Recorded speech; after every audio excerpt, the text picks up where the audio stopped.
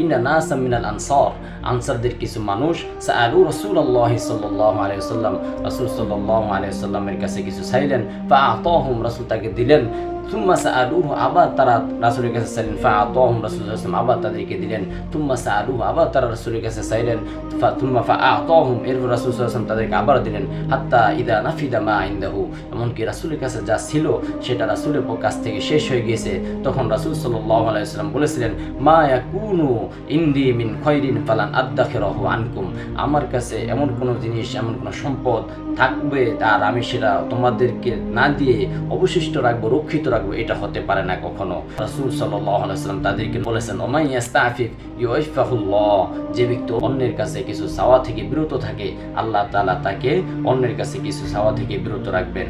আর ওমাই ইয়াস্তাগনি, যে নিজে স্বনির্ভর হতে চায়, ইউগনিহিল্লাহ, আল্লাহ তাআলা তাকে স্বনির্ভর